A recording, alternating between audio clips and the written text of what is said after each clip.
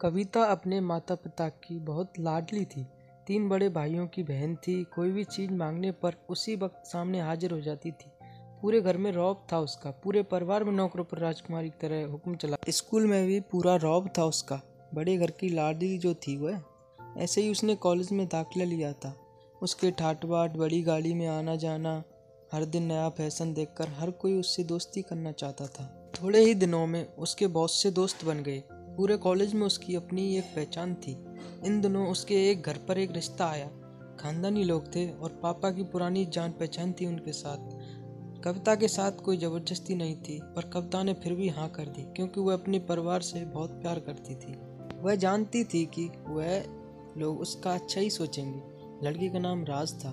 राज काफ़ी पढ़ा लिखा और समझदार लड़का था। ससुराल वाले भी बहुत अच्छे थे। ससुराल में कविता की जगह वैसी ही थी जैसे कि मायके में। कोई भी कार्य कविता की सलाह के बिना नहीं होता था। सबकी लाडली बहू बन गई थी वह। फिर उसके घर एक बेटे का जन्म हुआ। राहुल कविता को जान से प्यारा था। पोता पाकर ससुराल वाले तो फूले नहीं समाते थे। कविता कभी कभी सोचती थी कि उसकी किस्मत कितनी अच्छी है।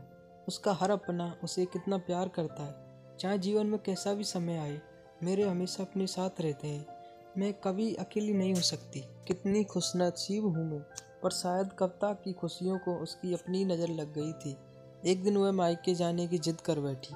राज को बहुत काम था, लेकिन वह फिर भी उसे ले गया। रास्ते में उनकी गाड़ी अन्य गाड़ी से टकरा गई। कविता, राज और राहुल बुरी तरह से जख्मी हो गए।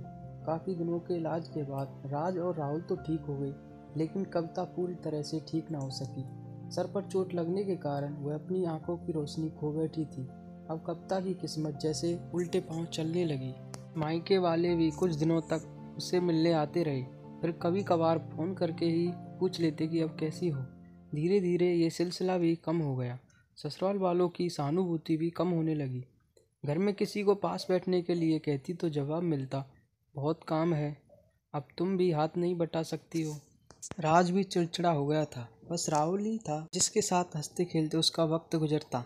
एक दिन कविता के हाथ से कुछ सामान गिर गया, जिसकी वजह से राहुल को हल्की सी चोट लग गई।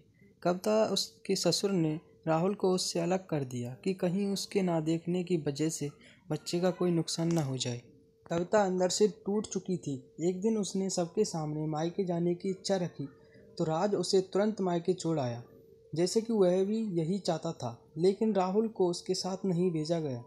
कविता कभी राहुल से दूर नहीं रही थी, पर अपनी कमी के कारण उसने ज़्यादा बहस नहीं की। कविता को लगा कि वह 3-4 दिन वहाँ रहेगी तो थोड़ा हवा पानी बदल जाएगा, क्योंकि वह कितने दिनों से कहीं भी बाहर नहीं गई थी। घर वाले भी इतने दिनों बाद उसे देखकर कितने खुश होंगे। कविता के घर पहुँचने पर सब लोग बहुत खुश हुए। खाने में सब कुछ कविता की पसंद का ही बना था। उसने अपने मम्मी पापा और भाई भाभीयों से दिल खोलकर बात की। उनके छोटे छोटे बच्चे भी बुआ के साथ घुल मिल गए थे। रात को सोने के वक्त जब वह कपड़े बदलने लगी, तो उसे पता चला कि उसका बैग तो भरा हुआ है। वह सब समझ गई। वह बहुत उदास हो गई। कुछ दिनों तक तो सब ठीक रहा, फिर जैसे सब बदलने लगा, सबका व्यवहार बदल रहा था।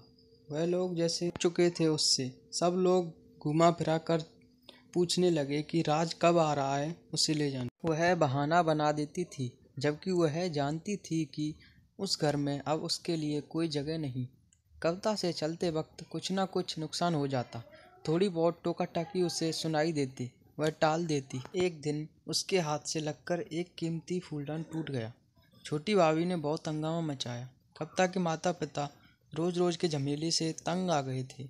उन्होंने राज को खुद से फ़ोन कर दिया। राज कविता को अपने घर पर ले गया। कविता को अपने परिवार वालों से ये उम्मीद ना थी।